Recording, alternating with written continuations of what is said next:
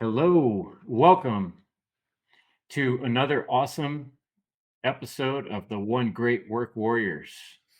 I'm here with Brandon, Derek, Jim, Jerry, and Crip Rick, delivering truth, freedom, and teachings of natural law. And we've been coming up with various topics for over 2 years now, and meeting every week to hash it out and to come up with topics that are pertinent to our lives and hopefully the lives of the listeners. And I'm introducing today because I've been going through various forms of hardship and growth. And my mind says, you know what? These two things are very intertwined. And part of the path to becoming a better person, to working towards the end of all evil, to teaching natural law is doing our own interpersonal work, shadow work, if you might call it, battling our own ego, learning how to be a better person in this world, learning how to examine all the ways that we are tricked and all the ways that people are stealing from one another around this planet. And there's so much confusion with that. If it was obvious, everybody'd get it, and we would not be living in the type of environment we are, where there's so much evil inundating society. And so there's a lot to unroll. And so that's why it helps to come up with various topics and each of us share from our own point of view. So I'm just going to share briefly that for me, the past few years, especially ever since the scam of 2020, I've gone through an major life changes, breakup of a long-term relationship, moving like 6 or 7 times, packing up all my stuff, trying to learn how to reinvent my career. Um, it's just been a lot, and it's been one thing after another. And so one thing I've come to recognize is that anytime we want to grow, we're going to have to face a level of hardship. Another way to look at that is some type of sacrifice. And I think once we recognize this and accept it, then we can maybe see some of the hardship we go through as not always a bad thing, even though it might feel uncomfortable, even though we might not look forward to certain aspects of the challenges and the obstacles that we have to face. If we understand that it is the process of being a better person, of learning how to teach others, to set a good example, it teaches us empathy when we go through terrible things or rough things or difficult things. And then that helps us better communicate with others. And so I thought each of us can share some of our personal experience with the relationship between hardship and growth. And I got a good story for you just from the past few weeks, which I'll save for when the mic comes back to me. But I'm going to go ahead and hand it off to my man, Jerry, and let Jerry talk a little bit about hardship and growth. Thanks, Chris. I can't wait to hear your story. I know you've grown a lot this past month. And talking about stories, I might as well just dive into my story because I remember when I was perhaps a young adult, maybe in my early 20s, I remember going through this phase where I was in a very hard place personally, and I wanted it to end, the hardship. And I remember my friend's mom told me that tough times don't last, but tough people do.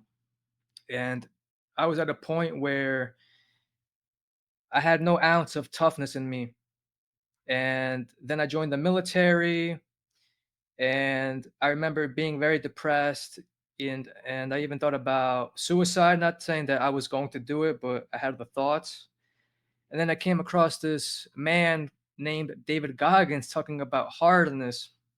And that is kind of what lifted me up, seeking hardness. And so I went for a run that day.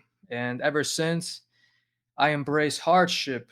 And I think when I came across Mark Pastor's work, I was ready. Didn't matter how hard the information was. I wanted to seek the knowledge no matter the cost. And after I heard Mark speak, it really touched me in a way that I knew this was the real deal. And now I'm here.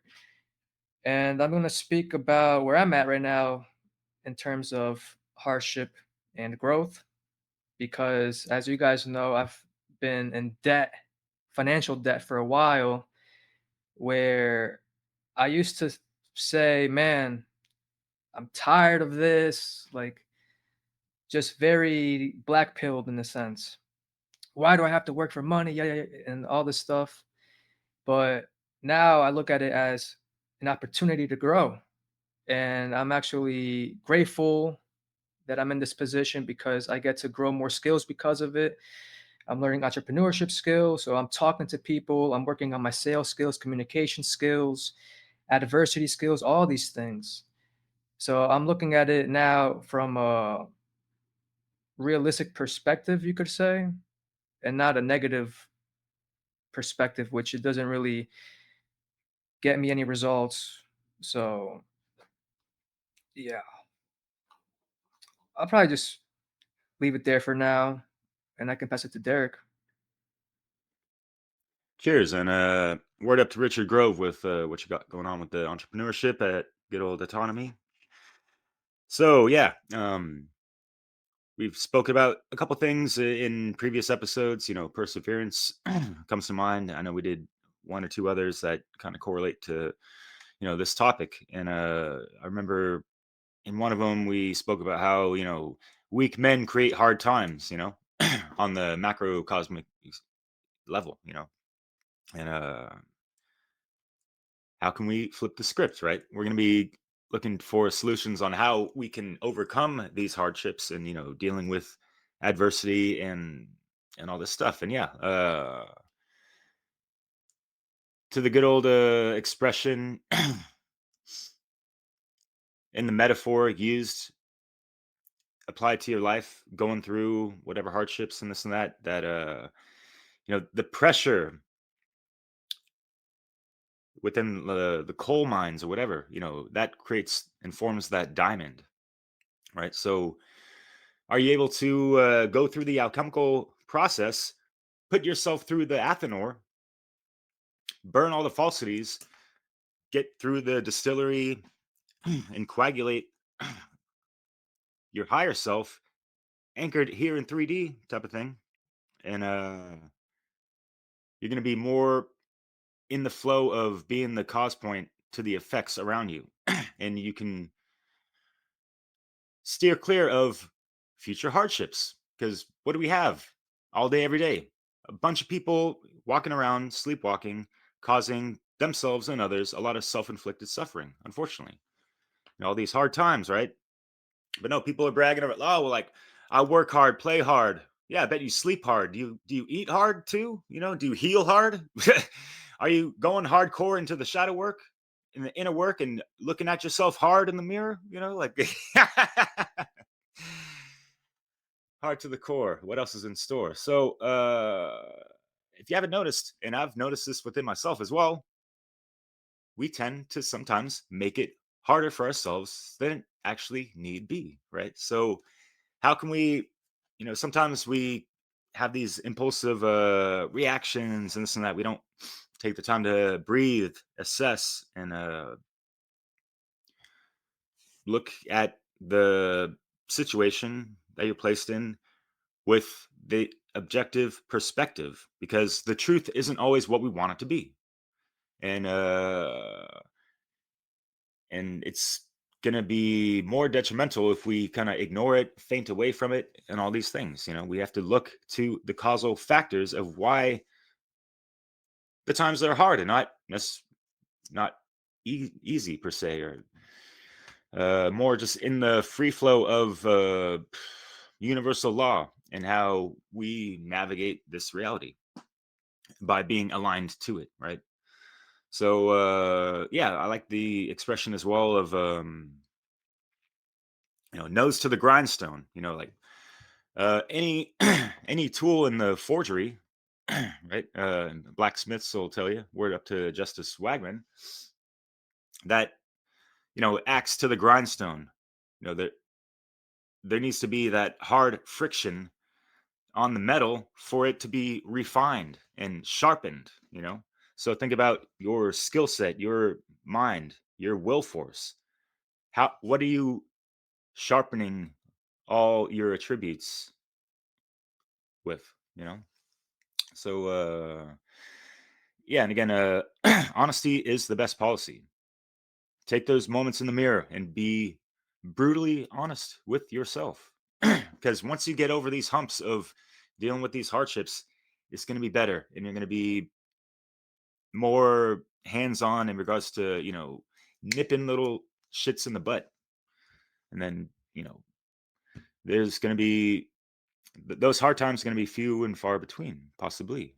We never know, because, we live in the collective unconscious and consciousness and all these things. And so shit happens that wasn't to our making. But what we can do within ourselves is be the best version of ourselves, right? So it's just making not making things so hard for ourselves, I guess. So yeah, we have to be educated and know about a lot of things, so we don't get duped and fuck up and make stupid mistakes that would have been avoided if we knew better, right? So things to consider, and I will pass it on to Rick, who knows a lot about this subject. Me?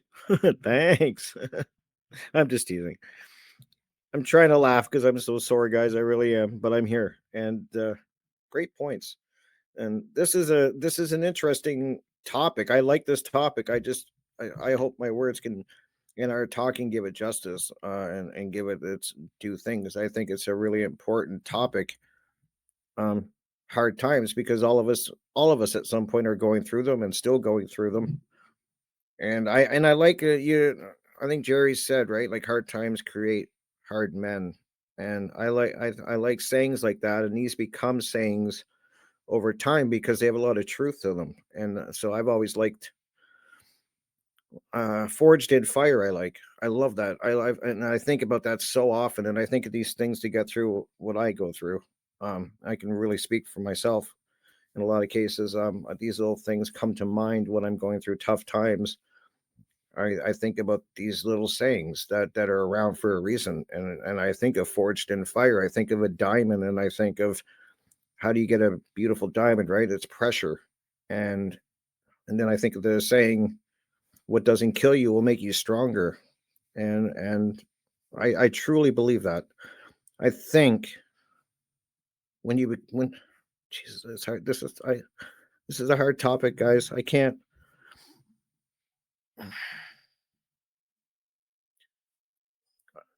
When life hits you in whatever way, and that can then could come in so many different ways, as I just said. I think I you either stand it to it, you stand up against it, and you either grow from it and you become stronger, or it kills you. I mean, and you see that you either God, I can't think of the words. Um it makes you stronger. So I'll just use simple words. It'll either make you stronger, or it's going to break you, and it will kill you in a lot of hard times. And you see that a lot of people, some people seem to rise and thrive on pressure and on hard times, and they figure a way around it. They figure a way through it, and they suffer through it. And then other people, it breaks them. Other people, and it's just the truth. People fall to addiction. A lot of things can happen for people that kind of crumble. And this is such a hard topic because because I go through something that's so painful all the time, and I'm just trying to think of what gets me through it, and it, yeah. Sorry, guys, this is tough. This is a tough one for me. I'm trying to keep myself together, but it is, and I just see people. I think, and I also know that this world that we're living in now is me. I see people that are so soft, and I feel like an asshole for saying that, but it's true. It's just these. I see people breaking at the smallest things, reacting to the smallest things, and I'm just like, wow, like we have really gotten soft as a species. I mean, like there where I don't know what is going on. I know it's by design, but wow. I just find myself saying that so often these days. I'm just like, Jesus, people are not tough like they used to be. And I think back to when I hear, and we've all heard stories from our parents and our grandparents and stuff like that.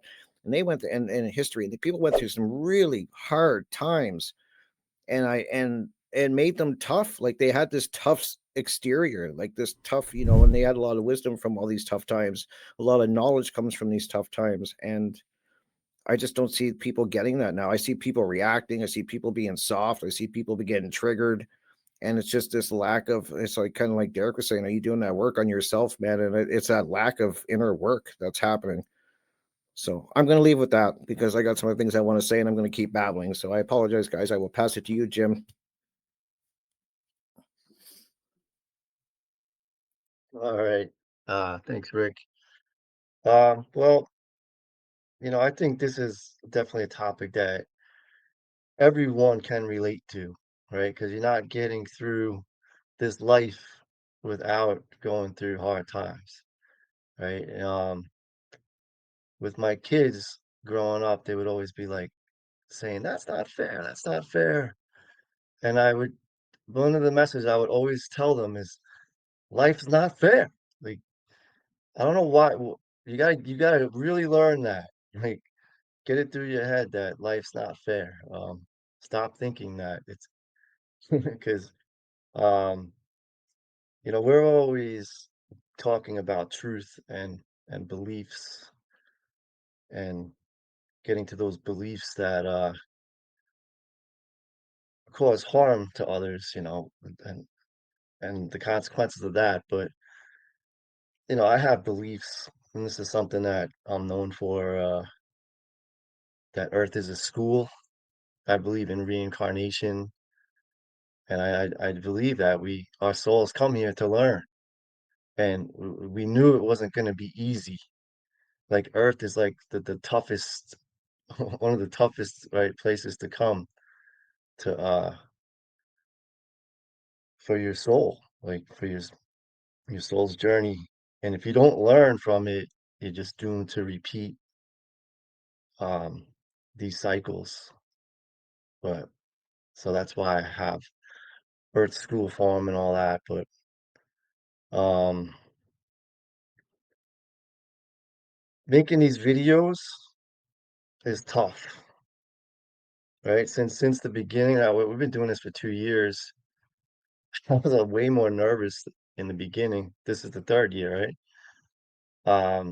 And me and Rick were even messaging earlier, like we both think that we sound like idiots. And like we don't like to listen to ourselves back, or we do like have some concerns about what people think of us. And not just these videos, but the stuff that I put out on social media, YouTube and Instagram and that. I'm like, yeah, the stuff I'm saying is people, I know they don't want to hear it. They hate to hear it. It's not easy to do it, and we're all doing that. And I'd say we're getting better. And I have to give ourselves credit for continuing to do it, to persevering, um, because we care, right? And it's not easy to care. Um, so what else could I say? Just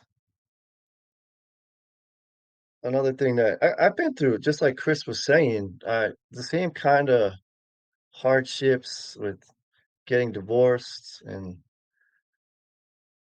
a lot of work and financial troubles and all that. And Jerry mentioned before, I still have suicidal thoughts. Like I just think it'll be easier to not be alive. Like I would never. I don't think I have the balls to do it. But and I haven't been that bad in a long time where I used to be back when I used to drink every day for 23 years. So, but see that I've learned a lot from where I was living in victimhood, and I learned to flip that, like say like, instead of saying like, why is this happening to me? It's just whatever's happening is just happening. It's not happening to me. If I'm going through a hard time, it's just what's happening, and I don't have to like take it like the world is against me. Um, and I can get through that, but I feel like I'm growing and learning the older I get. I like being older way better than being younger, man. You know, so there's been a lot of growth there, and the last thing I'll say is I know that I can do more now than I did when I was younger. When I was younger, I would say I can't do that, and now I stopped saying that. Like I stopped saying that I can't do that. It's like I'm just not like I'm just having trouble getting that done, or I just need to work harder, or I need to learn more. I can do it. Like I could do anything. It's just a matter of my state of mind, you know? So, um, and then I don't know, this is probably the last thing I say is failure. I failed a lot in the last few years, and throughout it all, I fucking made my dream come true. And I didn't even I'm, like, sitting back here, and I don't even realize, like, I built this, created this food forest. It's almost, like, getting close to a half acre, and I remember driving around, like, looking for lands, like, "How the hell am I gonna do this? How am I gonna do this?" And now here I am, like, whatever, 8, 9 years later, and I did it, and everything that happened in between, in the middle of that, and I'm like, "Holy shit, I did that." And I don't even know how, but I just fought through it, and so it's interesting how your dreams can come true and you may not even realize it at the end. So Brandon's up. Thank you. Um, Rick had mentioned how people nowadays are soft, and one of the things I've recognized, especially with kids, is the lack of going outside. And the lack you know, of exploring. Like riding bikes and going out and interacting. With nature and other kids.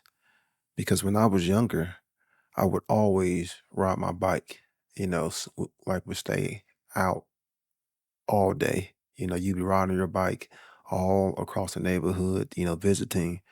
And what this will help you do is there was a lot of struggles if you had a bike. You would fall down, scrape your knee, chain would come off, you'd be sweaty. But these were things like as a child, you just dealt with. But if you've never, went outside and like, got into a tussle or like got into, an altercation with another child, or, like you never got, dirt on your knee, or, scraped your elbow, then sadly, you're probably going to be one of those kids, like who grew up without that kind of, boundary, learning process. So when it comes to hardship and growth, I think one of the best lessons, as kids and as children, is going out and interacting, like with nature and interacting, with these tools so you can learn, of course, what boundaries are. And then too, learn how you can use these tools for you to grow yourself, because how riding that bike, that always kept you in shape. You never really got tired. You always had that energy. But when we're talking about these forms of hardship, again, like let's bring it more clear. So what does it mean, if something is a hardship? You talk about something that's difficult to endure, something that is like harsh, severe or rigorous. And then we also talking about growth. You're talking about something that gets bigger or something that flourishes. So in this form of hardship and growth, we're not talking, like a form of man's ignorance form of hardship. We're talking about difficulties that can come, in which there is access for potentiality of growth. And the reason why I brought up that story is because, man has always been telling stories. How nowadays we just tell stories in a more modernized version, behind the screen and a projector. But we always had the myths and the legends and the stories to teach us about the hero's journey, or, the journey of the son, or, the main character goes out on this adventure, this quest, because there's this challenge that is awaiting him or her. There is this adversity, usually within their own self, that they have to face. There are these challenges, or, like you have like the 12, 12 tribes of Hercules, or the 12 tribulations of Hercules, and how he has to overcome that. Then you also have the stories of like Prometheus, shielding the fire from the gods. And there's this overly hardship. There's this overly um extremely hard task that has to be done. And yet they still find the ways to do it, to conquer, to make it to the finish line. And in these myths, there was a lot of knowledge that can be gained, because in the story of the hero's journey, it was all about this form of transformation. And that's really what we were talking about when we're talking about this form of hardship and growth, is the internal transformation that comes along. And Derek had brought up the alchemical process, and this is what was being explained in a lot of those myths and a lot of those legends, where the main character would go out on this quest, either seeking knowledge, or seeking something that they are trying to attain. And at the start of this quest, at the start of this journey, the individual may have been ignorant. The individual may be in a state of duality. The individual may even be in a state of lies, because by way of doing this transformation, by way of going out on this journey, they can rediscover true moral principles, and reawaken who they truly are. Then, therefore, having them return almost like a new individual. And that's the growth that comes along. And this is what those myths were always trying to encourage and inspire. So when we are talking about like all of these stories, the main point that we are trying to get across is the inner work that has to be done, as far as, the alchemical process, and learning how to deal with one's trauma, learning how to deal with one's ego, learning how to deal with those uncomfortabilities that you may not like, those things that you may not want to face, that adversity, that evil that lies within your own self, because it does lie within all of us. But in facing that and not running away from that, which is what they did in the hero's journey, is you have to face it. You have to conquer it. You can't run away from that. You have to shine light on it and bring it to that conscious awareness. So then, therefore, you can have that rebirth. You can go back home and, live with your family, or, whatever in those myths. And that's what we are talking about, because to do that, that required resilience. And I think this was one of the words that Rick was trying to use, because resilience just means to rebound, to recoil, to spring back, or to bounce back. So, something traumatic or something bad or something negative can happen to you, but how are you going to let that affect you? Are you going to bounce back, with courage, with care, with humility, with humility, with true potential, standing on true principles, with more philosophy? Or are you just going to let it, pull you down, and say, well, what, hell, woe is me. What can I do? I'm a victim. I have no power. And that's what we are trying to get here, is in order to deal with these hardships, in order to grow from these hardships, is that does require power. So the individual has that potentiality. The individual has that potential. It's just about knowing that they have it, and then also willing it into manifestation. And just like Atlas bearing that weight of holding up the heavens, man, sometimes that's how I feel like doing this great work is because it really does feel like we have this heavy, heavy, heavy burden on our shoulders. And that burden gets heavy as fuck. And it's like nobody wants to help assist, no one wants to help lift that burden. And man, it really does feel like that. So, hell again, the myths and the legends and the stories were always there to teach us some deeper psychological, philosophical or ethical or moral teachings. Another good word is grit that I like. Sometimes you got to find that grit, which is like grit your teeth, grin it, grin and bear it, you know.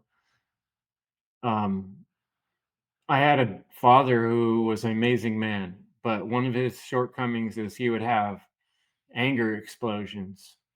And I remember one specifically, it was embarrassing, especially when we were in a public place. We went in the grocery store and it said on the window, 3 avocados for 99 cents, believe it or not. Back in the day, 3 avocados for 99 cents, which was a good deal at the time. We get to the register and the person rings them up and they're like $1 something each. And he's like, hey, wait a second. Sign on the window said 3 for 99 cents. And the guy's like basically giving him attitude. And it was a young guy. And my dad starts getting frustrated. His face turns red. He's raising his voice. And as a kid, I'm like shrinking down. I'm looking around. I can notice that all the other people are looking at my dad, and I'm super embarrassed. He's pretty much yelling till the manager comes. They had to have a couple employees come take the sign down, and they gave him the 3 for 99 cents. And he's right. These days I'd have been right there yelling with him, like, but when I was a kid, it was embarrassing. So he had a lot of anger tantrums, and I think often he could have handled those situations without getting so irate. But what happened to me because of my trauma is of being embarrassed and being in these situations is I became sort of a people pleaser in my life. I often found ways to appease people and be really overly kind or nice, which, isn't always such a good word when you look in the etymology of it, right there. And you know, after being beaten over and over throughout my life of saying, why am I getting treated with less respect when I'm always so kind to people? And I find myself getting in situations where I'm holding in anger. And well, this really came to a head for me about 2 weeks ago. I went through this physical malady where I was really in bad shape. I could barely get up. I was super uncomfortable. And a good friend of the show, Colin, actually hit me up, Colin Davis, and he was talking to me about the Jungian psychology of what I'm going through. And another, I can't remember, a couple people helped. Might be Sarah Cross was another one. Looked it up in some books, and what I was going through is indicative of anger, repressed anger. And so I wound up, because I'm basically in bed, I can barely do anything, um, going through this psychological journey of trying to understand my anger. And I had to go back in the history of my life and look at all the things I've been angry about over the past few years that I haven't properly expressed and where I didn't stand up for myself the way I should. Allowed myself to be a doormat. And so this just goes to show, just because you have good intentions does not mean you're doing the right thing for yourself or others. It's important to set boundaries. It's important to let people know when they're pushing you too far, or when you're pushing yourself too far and you need to ask for help. And I actually got myself into a situation where I really did have to ask for help. And I went on Facebook and I said, hey, people, like, I'm in bad shape right now. I'm in a financial crunch. A bunch of things added up. And I just asked for help. If anyone can donate or buy one of my books, I'd really appreciate it. And people did. And it got me through the week. I managed to heal up without going into the hospital. And I worked through I've been dealing with my anger big time. It was weird. I got phone calls from people that I haven't talked to for a long time. And every possible scenario in my life with anger came up in one form or another during that week. And I've had to express and these repressed feelings. So the self work can be very uncomfortable. But what is it that we do in life that doesn't bring about some layer of discomfort. Let's say you want to get stronger. How are you going to do that without pushing yourself hard until you sweat, until your muscles hurt, right? That's uncomfortable, right? Let's say you want a really high profile job. How are you going to do that without, staying up late and studying, or going and putting a bunch of resumes in? Whatever it is you want to do that is something that you would esteem to doing and look back as being like, that was legendary, requires a level of effort and frustration. And so the challenge is, what are you ready to take on? And I'm gonna close my door real quick because these dogs are barking.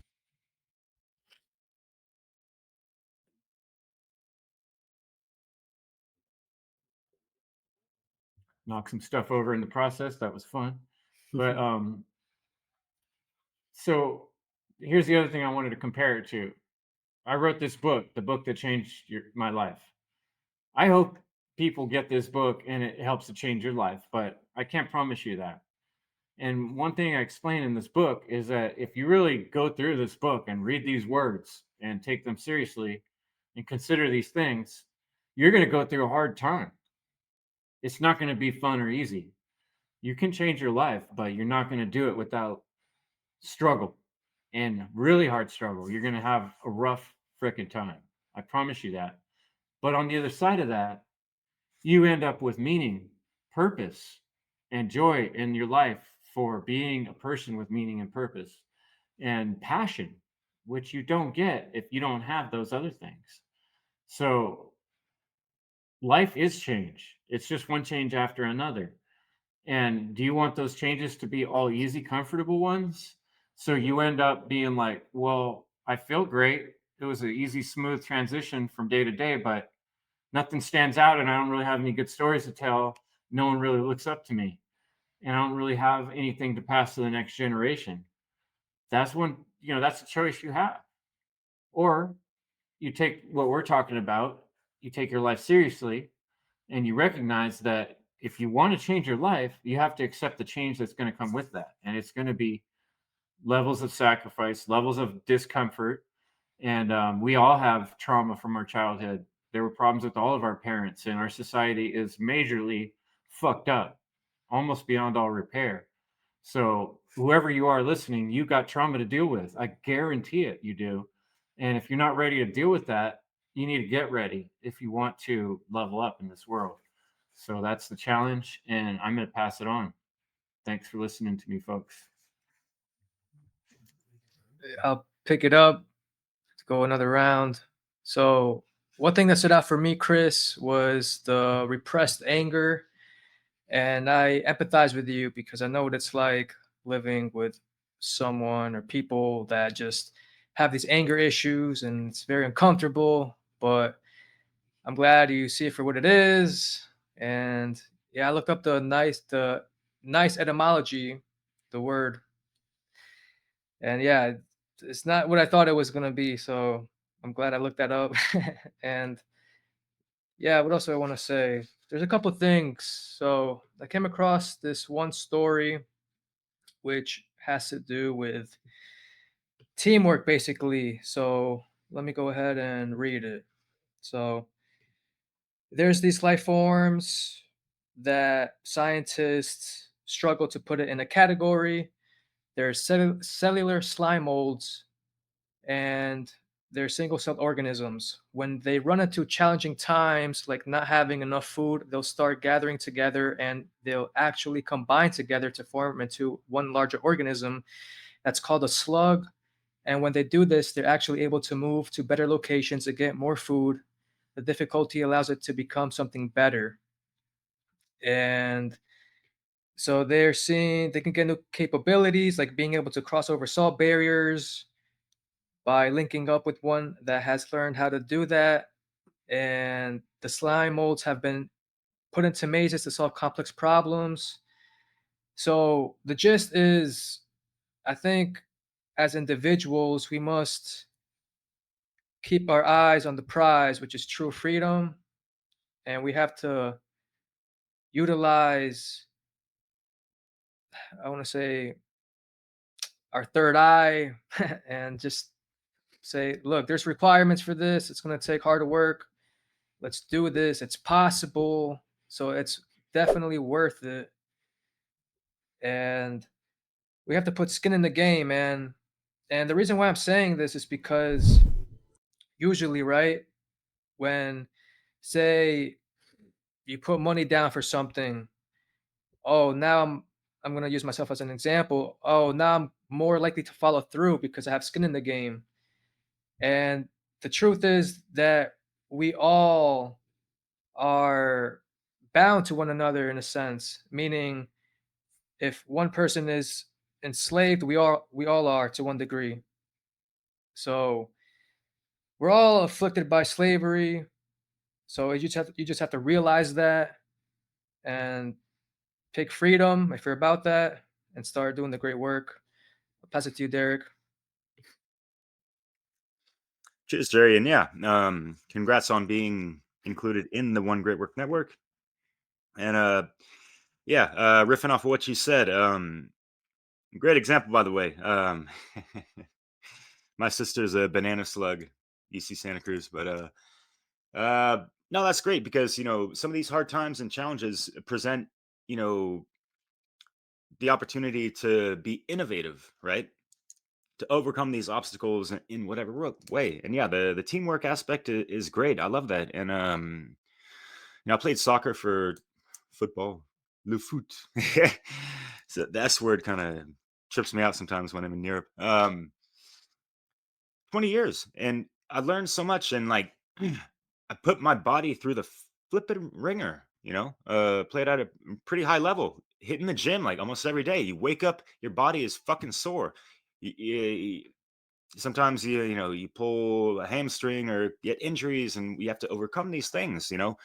That's kind of a hardship, right? So yeah, the medicine is in the healing, having patience with yourself, and living holistically, having a proper positive attitude that, hey, this is a temporary situation. I got hurt. I'm gonna come back, and come back even stronger. You have time to reflect, and you could go like, okay, so how did I get hurt anyways? How can I prevent these things? And all these aspects that buzz around your mind when trying to figure out why. That 3-letter word is so important to figure out, right? But then go to the how, right? So yeah, we have to reconcile our fuck ups so we don't have them on repeat, playing out, and just continue to be a thorn in one side throughout their life, right? Things like that. And yeah, what y'all talked about with the Rick and Brandon with the victimhood, like the era of soft, easily offended fools and this and that. Yeah, they're so nice, right? Childish and foolish, etymologically speaking.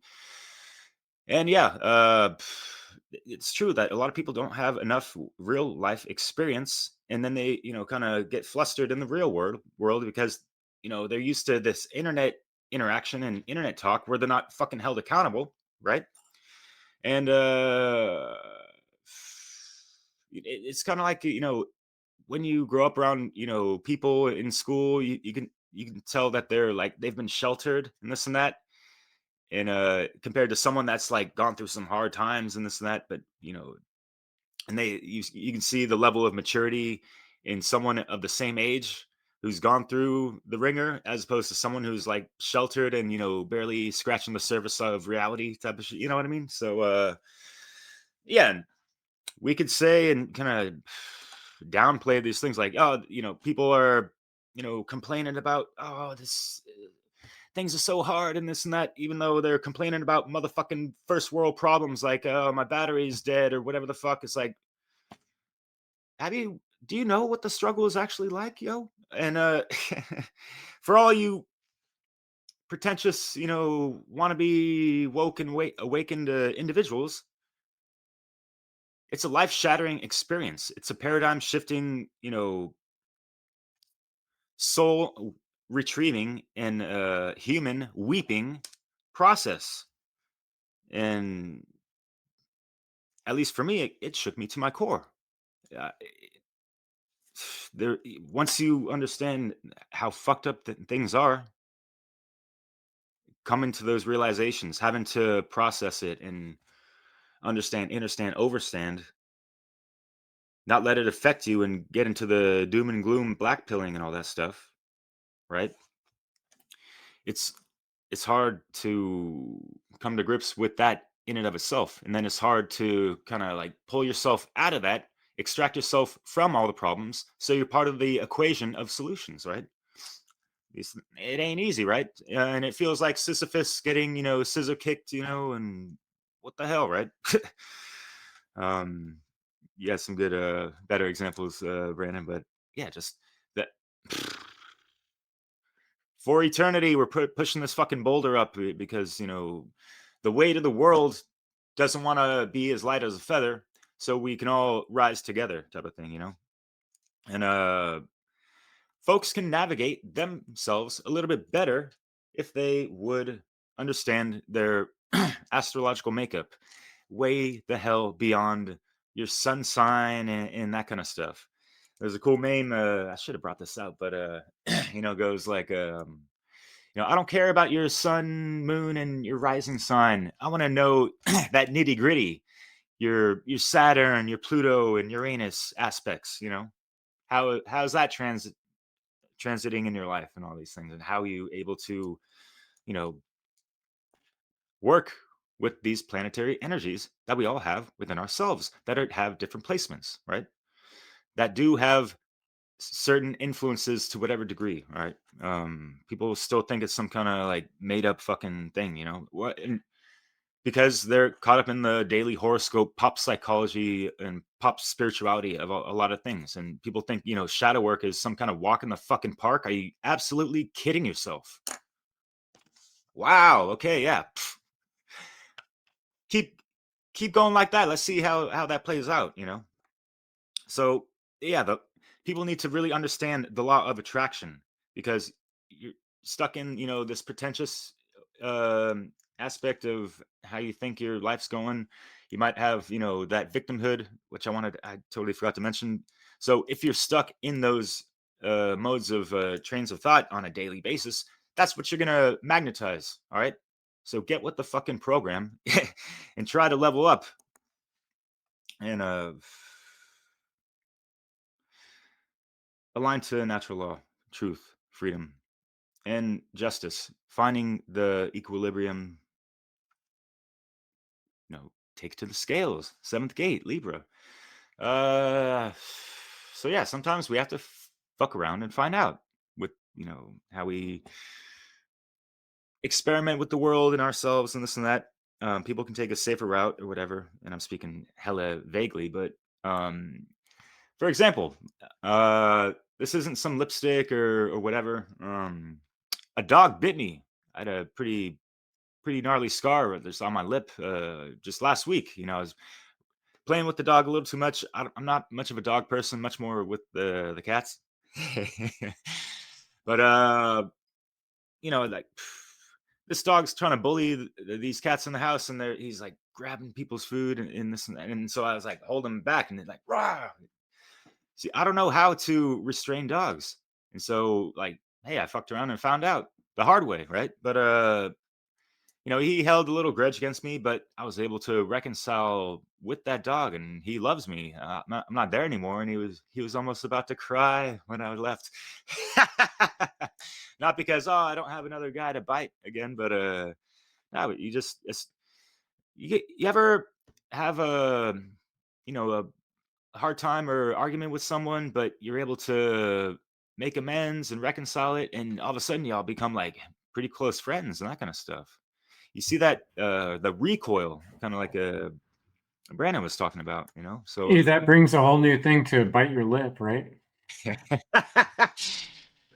yeah, and I'll keep my lip bitten on recent events and all that stuff, but I'll pass it off. Thank you. Good points, though, man. Bite your lip. I love it. And thank you, Brandon, for kind of filling in what I was trying to say, trying to get across. But you guys bring up great. I enjoy these conversations. They make me think about a lot of different things, and I like all of you guys' different aspects of it. It's really cool because I kind of come from a pain I'm so familiar with it, like a physical pain, that's kind of where I'm at. But this growth thing that we talk about, and we kind of talked about that, Chris, in the meeting before this one. I was saying that I think I'm starting to learn, and I think I get this from talking to a lot of people. I interview a lot of people, and I kind of brought up to you guys that I think that one of the most important things that people for people I think what people don't realize is how much we bond over each other's traumas and hardships. I think that's really interesting, and I think that is what really is important for people. And it sounds kind of weird when you first say it, but I just this is from experience of talking with people so much, and I realized the people that I'm really close with and I've had great conversations with, we kind of bond over these traumas that we've been through, these hard times. We start talking about them and stuff like that. And I think that's what really bonds people together, as crazy as it sounds. And then what for me, the more you speak with people, you start becoming comfortable. And I think that it's really important too that you have people around you. At least it is for me. I can't. I'm so blessed to have a group of friends that are close to me and people that will listen to me. I think that's so hard when you're going through hard times, that you have that so many people you can talk to and kind of and work things out and stuff. I think that's really important. And I don't even know if I would have said that maybe 10 years ago. I kind of dealt with things on my own, and I think a lot of people look at reaching out for help or talking to people as a weakness kind of thing, and I realized it isn't if you have the right people around you to talk with and that. But I really think it's important to realize that, and then I'm talking about these traumas that I've talked with people and getting to know them, that you really starts to build your care and your love and stuff like that. So I don't know. I'm just trying to work it out. You're kind of seeing me work it out in real time here. I keep thinking about that, but there is really something, as I said, from me speaking with people, so many different people, it's we really kind of bond over these traumas and their hardships. And really, when you start really diving into it, you know what I mean, Chris? Like you kind of were speaking about that you were speaking with somebody, if you remember, uh, it's just interesting. Like I like to get your guys' thoughts on that. Am I totally off base when I think that? But I think there's something there. This bond that we have with these hardships, and I'll just wrap up with saying I hope people realize they can take probably way more than they realize. I think when you're in any type of hardship or trauma, you kind of think you're at your breaking point. And I just know for me, um, pain and hard times is definitely over the years very much humbled me, and very quickly actually. And even when I'm going through the last few weeks with I'm going through some stuff in the last few months, but in even last week or so, I've been going through physical pain with my leg, trying to heal it, and we're at the point where I can barely walk 5 feet without falling over. And you start when these things are taken away, it's when you start to really realize how much we take for granted. And but then I also have to realize that my hardships, there's still people out there dealing with way worse. So that's something I've learned. I think we kind of think that when you think about like it's, oh my God, I'm going through the worst thing ever. And it's not really, there's people dealing with worse. But yeah, I really enjoyed this conversation, guys. And I just want to let people know that, but hardships and pain you can grow from. Definitely. I was saying that when I first kind of spoke about it, that you're either gonna grow from it. It's gonna force you to either grow or break. I don't know any easier to say that and that simply, but I know it to be true. It's either you're gonna crumble under the weight of it, or you're gonna figure it out and do the work that we keep talking about, this work on yourself, which is so important.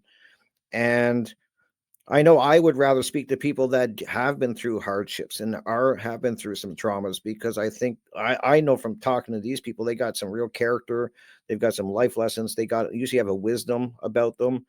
I'd much rather speak to somebody like that than somebody who's kind of had an easy go and kind of like not really had really hardships. I think there's something to be said for that. So I don't know. I just end with that. I just wanted to kind of bring that up, but I'd love to hear your thoughts. I'm really curious what people think about this bonding over trauma. I think it's really important, and there's something to it. So I'll leave with that. Whatever you think, Chris, or anyone who wants to add to that.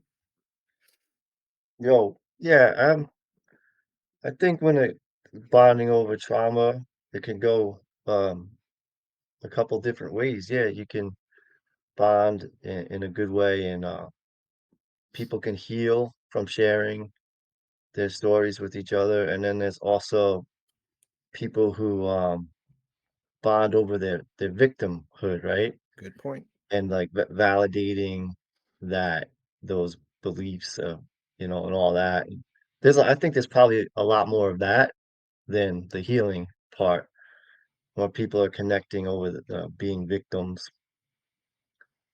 Um, but I just thought I'd take it to this thing that's been bothering me my whole life, really, but comes up always again from time to time about Christianity, um, especially since the the shooting of Charlie Kirk and all the Christians in an uproar. And I remember as a kid, like asking my dad, it's like, you know, like, why don't the people be more like Jesus? And he said, like, that's too hard.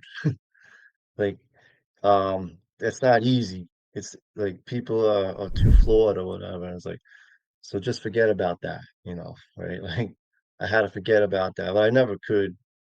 And it pretty much led to me being an atheist for the next 30 years. Well, not really until I s- my late teens. I started to get into like not believing in God, and then 20 years of drinking until I got out of it. But anyway, um, what I see is, especially with the Charlie Kirk thing, is it's just so much more of that. It's a whole bunch of Christians not being like Christ.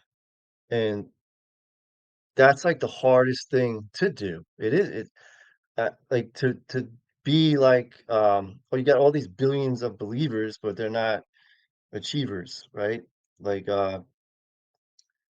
doing that hard work, that shadow work to be like that. Like, think how much more awesome the world would be if those people started to be like Christ instead of, um, just going and listening to their preacher and then giving them some money. Like that's so easy. And then say, I have my faith. I have my faith and I believe in my faith. Like what good is that gonna get you?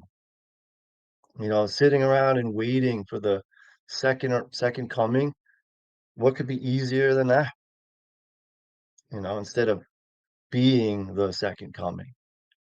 So I go and I'll make these videos and talking to you about that. Nobody wants to hear that shit. Like I feel like they think I'm crazy or I'm gonna get in trouble for saying it. I'm saying like that's like one of the greatest things you could do, and I have a lot of work to do in that regard too. Like, but just to be like a moral teacher and um and know the difference truly between right and wrong, objectively. And for that, I feel like a heretic or something. But right? I think we all do. But imagine that. Imagine telling Christians to be like Christ. And it's like, what are you, a dick? Like, it's that's what I feel like people like. I don't know what if they have to question themselves critically like that. They have to ask that use that critical thinking to say like, you know, who am I? Are my thoughts, emotions, and actions anywhere near that? It's a good place to start, and that's not easy. So that's enough. That's always been that's what goes through my head all day long, for most of my life. I think it would help. So, all right, Brandon. Hell, I'm gonna keep it short and sweet. Rick had also mentioned pressure earlier, and pressure is the force that will always create change.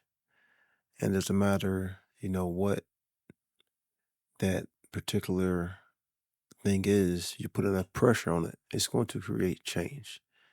So, when we're talking about hardship and growth, hardship is a form of pressure, but not all hardships will lead to growth, and not all growth requires hardships, because we can always grow from doing things the easy way too. Yes, we can grow from, doing things the hard way, but that's not a requirement, so let's not forget that yes, hardship can lead to growth, but not all growth requires hardship. And it's like the two ways of learning. You can learn that the stove is going to burn you by listening to someone else and hearing their words of wisdom, or you can be the experiencer and actually touch the stove and actually experience that hardship. And yes, you may grow afterwards, but you could have grown from not experiencing that and listen to those wise words of wisdom. So I'll leave it at that because you can see that humanity is going through a lot of hardship and there ain't no motherfucking growth. The only thing that's growing is more ignorance and more unconsciousness and sadly more evil. And ignorance, that is the etymological, basically, definition of nice, ignorant, not knowing, stupid, foolish. So don't be nice, study up, see what needs to be done, get it figured out. And I just also wanted to say thanks, guys, for coming tonight. I know several members of our group are going through hardship today, and it was a hard thing just making it through this episode for some of us, staying awake, dealing with pain, dealing with outside frustrations, but we keep showing up. So we're setting the example, and you guys can do it too. So that's what we're trying to encourage. We'll see you next time. This is One Great Work Warriors signing out. Thanks for coming, folks.